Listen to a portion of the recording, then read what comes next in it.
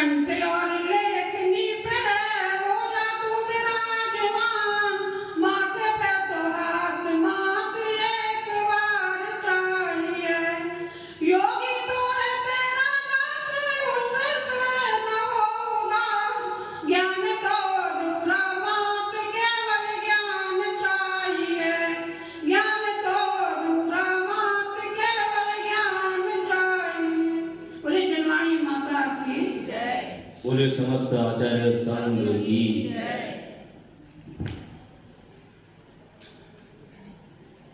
ये संसार जो है ये जीवों के आने जाने का स्थान है। यहाँ पर जीव आते हैं और अपने जन्म मृत्यु करके जन्म मरण करके चले जाते हैं। लेकिन जीवन धारा ऐसे ही चलती रहती है और बराबर पलट होती रहती है, लेकिन ये नहीं मालूम कि हमारी जीवन धारा किधर जा रही है, हमें किधर और मुड़ना है। जब हमारा पुण्य होता है तो हमारे सारे काम स्वतः ही अपने आप बनते चले जाते हैं, और जब पाप का उदय होता है तो चाहे कितना भी धर्म करो, चाहे कुछ भी गुरुओं के पास आओ, कुछ भी आओ, लेकिन कोई भी काम हाथ में नहीं आता है। जब हमारा पाप का उदय होता है तो हम कहाँ जाते हैं? ज्योतिषियों के पास जाते हैं, मंत्रवादियों के पास जाते हैं और गुरुओं के पास भी आते हैं। लेकिन कब आते हैं? जब हमारा पुण्य था, जब हमने नहीं सोचा, और जब हमारा पाप का उदय आ जाता है तब हम गुरुओं की शरण में आते हैं। ऐसे ही एक व्यक्ति थे तो उनके यहाँ अपार संपत्ति थी और अच्छा वैभव, बहुत अच्छे व्यवसायी थे। तो उनका इतनी संपदा थी, लेकिन उन्होंने क्या किया? अपने पांचों इंद्रियों के विषयभूत उन्होंने भोगों में लगा करके अपनी सारी संपत्ति को नष्ट कर दिए। और जब सारी संपत्ति नष्ट हो गई, जब निर्धनता आ गई और जब पाप का उदय आ गया, तब वो शरण ढूंढने लगे।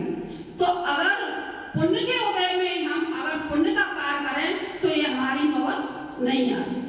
पुण्य जब हमारा होता है, जब हमारे पास सब वैभव होता है, तब हम ये नहीं सोचते कि हमें स्थायी रहने वाला है।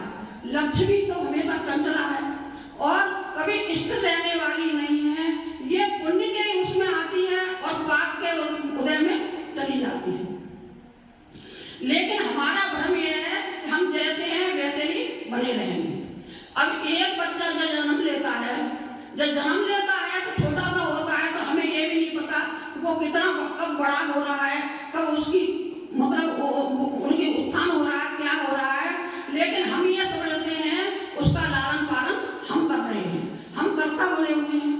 लेकिन वो तो अपने पुण्य के हिसाब से उसने जन्म लिया और पुण्य के हिसाब से उसका पालन पोषण होगा। लेकिन हमारा भ्रम ये है कि हम ही उसके कर्ता करता है और हम अगर नहीं होंगे तो उसका पालन पोषण नहीं होगा।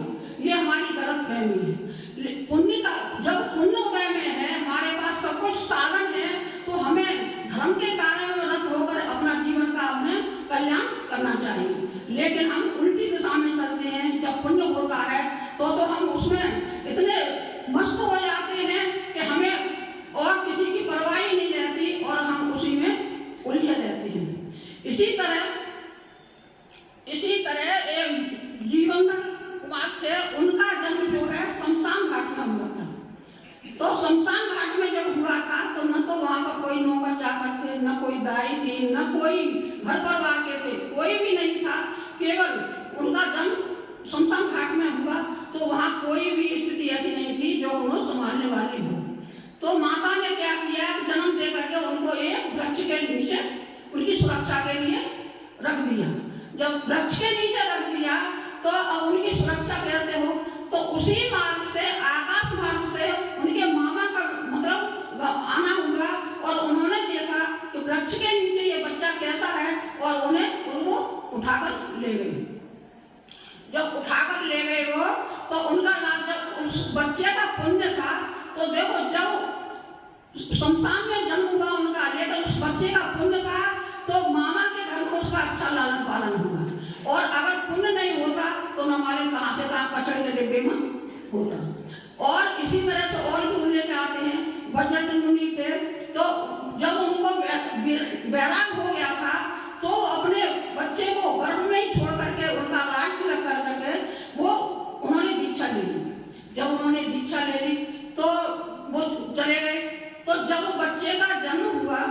बच्चे का जन्म हुआ तो वो रानी जो थी बच्चे के जन्म के बाद में वो मुनि महाराज के पास लेकर गई और उन्होंने कहा कि जब तुम्हें ये दीक्षा ही लेनी थी तो बच्चे को जन्म क्यों दिया, और जब बच्चे को जन्म देना था तो तुमने दीक्षा क्यों ली। और वो बहुत नाराज होकर के और उस बच्चे को मुनि के चरणों में छोड़ा। जब मुनि के चरणों में छोड़ा आई तो मुनि के चरणों में लालन पोषण कैसे हो, तो वहां पर उसी समय एक सेठ आए जो उनके संतान नहीं थी और मुनि चरणों में वंदना की और कहा कि ये बच्चा बहुत मतलब सुंदर है, अच्छा है वो है, तो उन्होंने उसको अपने गोद ले लिया। जब सेठ ने गोद ले लिया वो बच्चा तो सेठ के घर में उसका अच्छा लालन पालन हुआ। क्यों हुआ? इसलिए हुआ कि उसका पुण्य था। अगर पुण्य नहीं होता तो वो बच्चा न मारे कहां से कहां जाता। इसीलिए हमें जीवन में निरंतर अपने पुण्य का संचय करते रहना चाहिए और पुण्य के साथ साथ में अपने धर्म कार्य ऐसे करने चाहिए जो हमारा पुण्य समाप्त न हो पाए। अब हमने बैंक में खाता खोला है, बैलेंस है हमारा, और हम उस बैलेंस को निकालते ही जाएं तो बैलेंस एक न एक दिन तो खत्म होने वाला है। हम उसमें डाले नहीं कुछ भी तो क्या होगा, एक दिन वो बंद ही हो जाएगा, खाता ही बंद हो जाएगा। इसी प्रकार हमारा ये जीवन है कि हम जो अपना पुण्य लेकर आए हैं उस घर से और जो अपने कर्म लेकर के आए हैं, कर्म सिद्धांत सुन रहे हो 4 महीने से, जो कर्म लेके आए हैं अपने साथ में जैसे हमने किए हैं उसी के अनुसार हमें सुख दुख यहाँ मिलेंगे।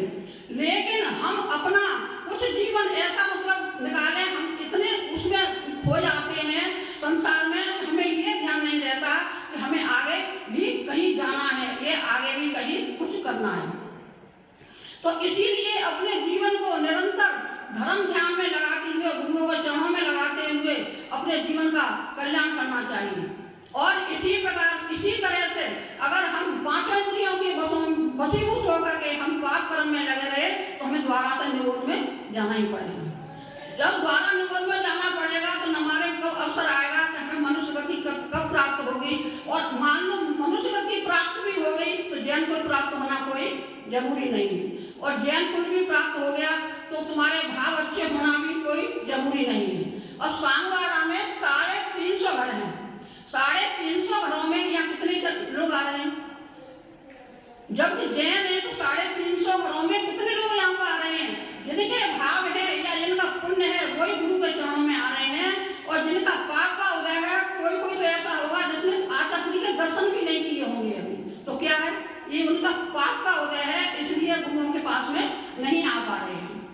एक बार लक्ष्मण जी ने मुनि महाराज से प्रश्न किया कि हे गुरुदेव कि भैया तो हमेशा मुनियों को दान देते रहते हैं, मुनियों की शरण में जाते रहते हैं, और लेकिन मेरे ऐसे कैसा भाव है जो मेरे भाव कभी ऐसे नहीं होते जो मैं मुनियों को दान दूं या मुनियों की मतलब सेवा सुविधा करूं या कुछ करूं।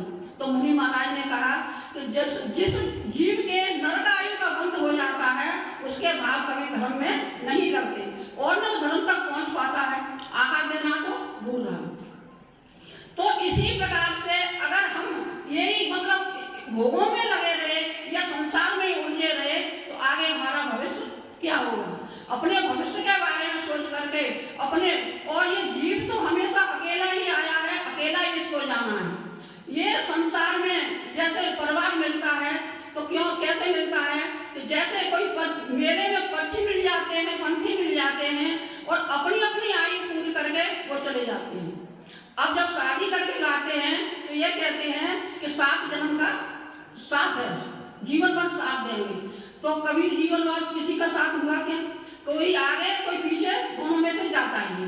तो अपने ये सोचे कि हम संसार में आए हैं लेकिन हमारा कोई साथ देने वाला नहीं है, ये घर परिवार है, सब है, हमें पुण्य की वजह से मिला है, और जैसा तुम्हारा पुण्य होगा वैसे ही सहयोग मिलेगा। घर में भी सभी तरह के व्यक्ति होते हैं, जरूरी नहीं सबसे हमारे मन मिले या सभी से हमारे हिल मिल के रहे।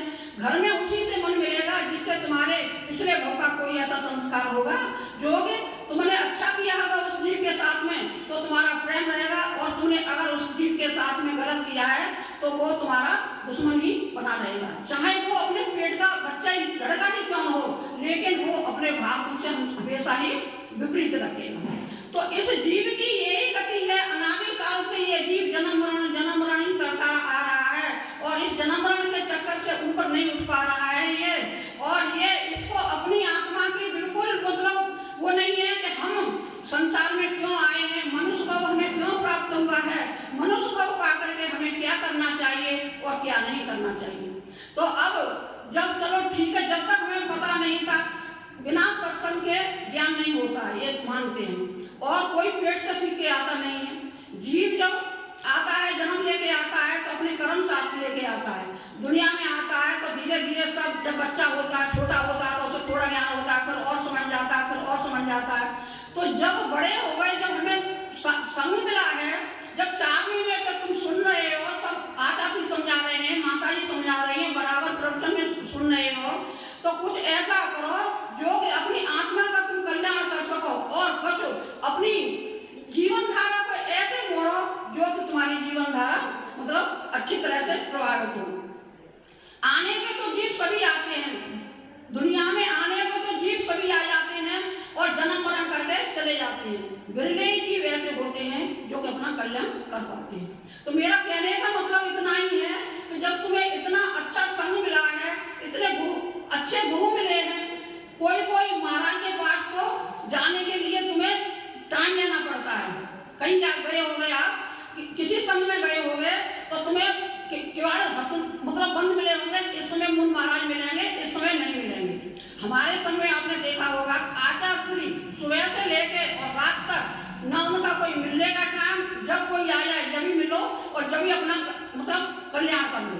तो इतने अच्छे साधुओं के पास में आकर के भी भाव तुम्हारे अगर नहीं बन रहे हैं तो कोई न कोई तो कारण है।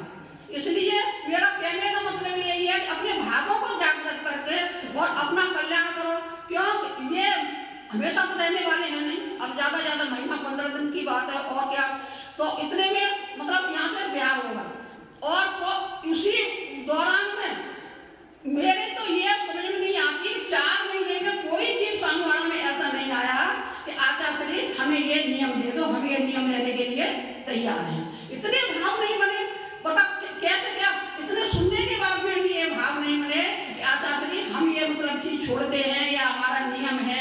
क्या कारण है इसका? कोई तो कारण होगा। यही कारण है कि पिछले भव में जो तुम्हारे वो है पाप है, वो तुम्हें आगे बढ़ने नहीं दे रहे हैं। तो अपने जीवन में हमेशा जहाँ भी साधुओं का संगम मिले, जहाँ भी अच्छे काम का वो मिले, तो वहाँ तुम्हें ग्रहण करना चाहिए। और ये जीवन तो मिला है और हमेशा के लिए नहीं मिला, ये तो जितनी आयु कर्म तुम बांध के लाए हो। अब देखो तुम्हारे शहर में ये वारदात अभी हुई है कि लड़की की बेटी की शादी थी 8-10 दिन बाद और वो चली गई। किसी कोई रोक पाया क्या?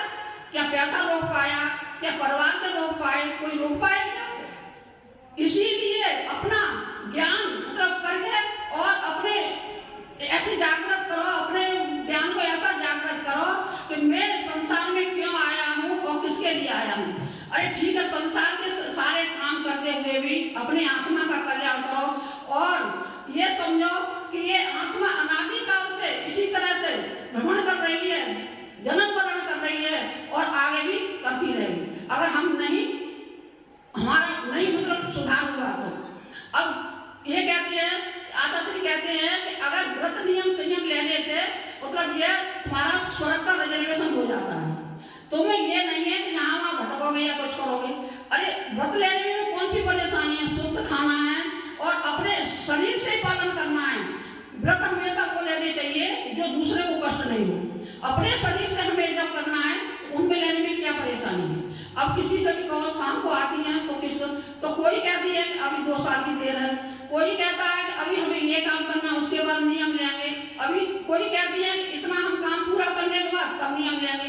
तो 2 साल तुमने ये माने में 2 साल तक हमारे जीवन है या नहीं है, या हम 1 साल तक जीवन है हमारा या नहीं है। अरे एक पल की हमें मालूम नहीं कि एक पल में क्या होना है और क्या नहीं होना है, और हम सालों की सीमा बांध लेते हैं। इतने सालों के बाद अच्छे कामों की तो सीमा बांध लेते हैं, लेकिन बुरे काम हम तत्काल ही कर लेते हैं। अच्छे काम करने के लिए हम आगे नहीं बढ़ते हैं। जब कहीं जाते हैं तो अपना पूरा प्रबंध करके जाते हैं, पूरा प्रबंध करते हैं। जब तुम कहीं यात्रा के लिए जा रहे हो और तुम्हारी लेट है या गाड़ी तुम्हारी खराब हो गई या कुछ हो गई तो उसको संभलवाओगे नहीं संभलवाओगे।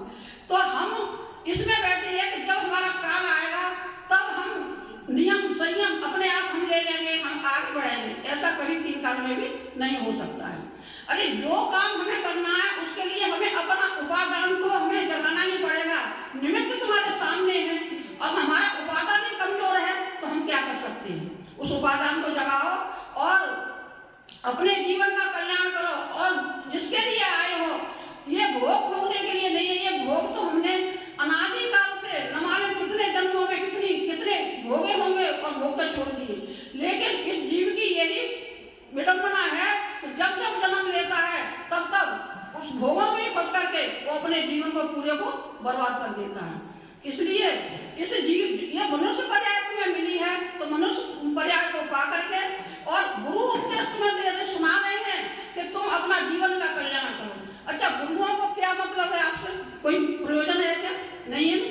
वो गुरु इसलिए समझा रहे हैं कि तुम संसार में फंसे हुए हो, इतना प्रवचन कर रहे हैं, समझा रहे हैं कि अगर संसार में से 2 जीव भी निकल आए तो उनका भी कल्याण हो गया तो हमारा प्रवचन करना, हमारा यहाँ आना सार्थक हो जाएगा। लेकिन तुम ये समझो कि गुरु हमको बार बार डांटते हैं या हमें प्रवचन सुनाते हैं या हमसे बार बार नियम संयम की कह रहे हैं तो आपके ही अच्छे के लिए कह रहे हैं, उन्हें आपसे कोई भी प्रयोजन नहीं है। तो गुरुओं की वाणी सुनकर के भी हमारा अगर मन नहीं मतलब पलटता है या तो हमारे ही कुछ कर्मों में खोट है। तो गुरु समझा रहे हैं तो गुरु की समझने से भी हमारे दिमाग में अगर कोई बात नहीं आती है तो हमारे पाप कर्म का ही उदय है। और जब पुण्य का उदय होता है तो हमारे सारे काम बनते चले जाते हैं और जब पाप का उदय होता है तो हमारी किसी भी काम की हमारी पूर्ति नहीं होती है। इसी प्रकार चलते चलते भी अगर कोई पुण्यात्मा जीव होता है उसके सब कानों में एक शब्द भी पड़ जाता है, वो मनन चिंतन करता है तो उससे वो आगे बढ़ जाता है। और कोई ऐसे जीव जिनके पाप का उदय है वो कितना भी सभा में बैठे या कितने भी प्रवचन सुने या कुछ भी करें लेकिन वो आगे नहीं बढ़ पाते हैं। ये सब पाप करने का खेल है। इसलिए अपनी आत्मा को जगाओ और आत्मा को जगा के अपनी आत्मा का कल्याण करो। इतने बड़े टीटी आपके पास बैठे हुए हैं रिजर्वेशन करने के लिए, आपने सामवाड़ा वालों ने कोई रिजर्वेशन नहीं कराया अभी तक, इसलिए रिजर्वेशन करा लो। और ये टीटी हमेशा रहने वाले नहीं है। बोलिए आचार्य सुंदर सागर जी महाराज जी की जय।